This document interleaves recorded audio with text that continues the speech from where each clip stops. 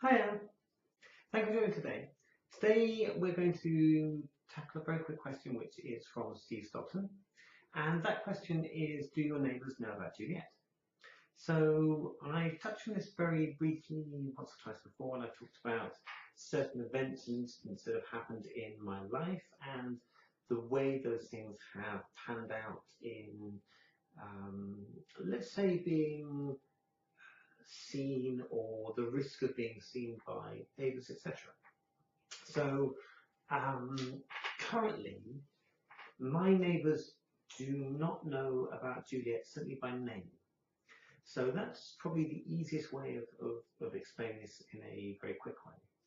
So the name Juliette isn't one that is known outside of my close and immediate family or amongst my friends, etc., who I go out with or who I meet up with on a regular basis. My neighbours, I sort of share a property line with a neighbour who can see into my garden.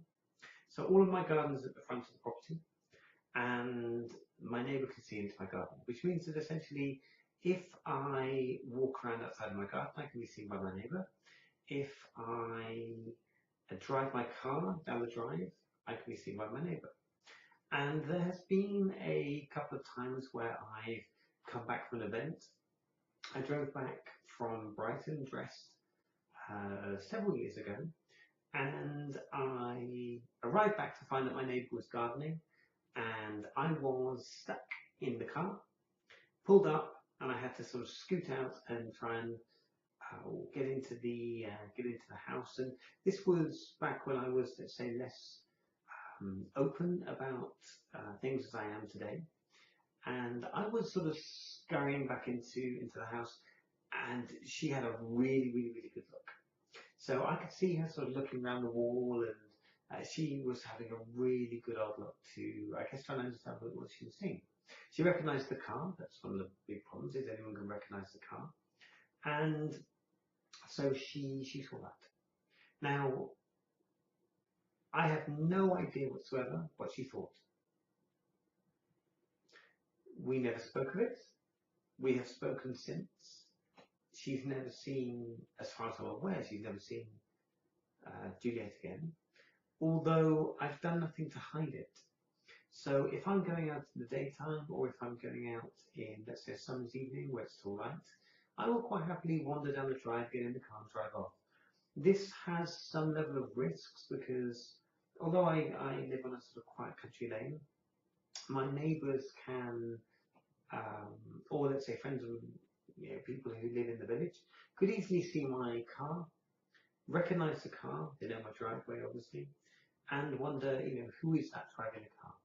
And that could prompt questions. I don't have a sort of convenient female relative that I could pass it off as saying, oh, it was my sister, or it was my cousin, or something like that. I don't have a sort of known convenient relative that I could pass it off as. So there's always some element of risk for me doing that.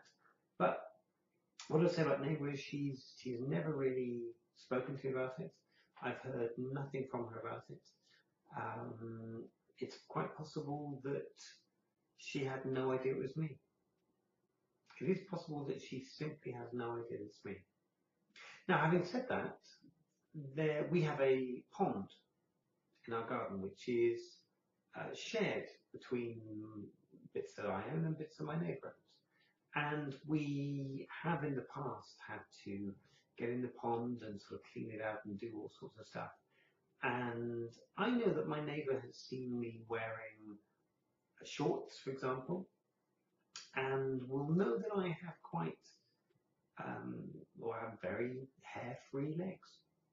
So maybe combining together, the hair-free legs and what she's seen, maybe she's worked it out. But we don't speak about it. It's never come up in conversation. I don't have any real reason to talk about it, and she's never made any effort to talk to me about it either. So with that in mind, it seems quite, either she has no idea or she knows and she doesn't care, or she doesn't care to know more. Either's fine with me. I don't need her to know. You know, I wouldn't want to have a neighbour who was very anti. I wouldn't necessarily want that.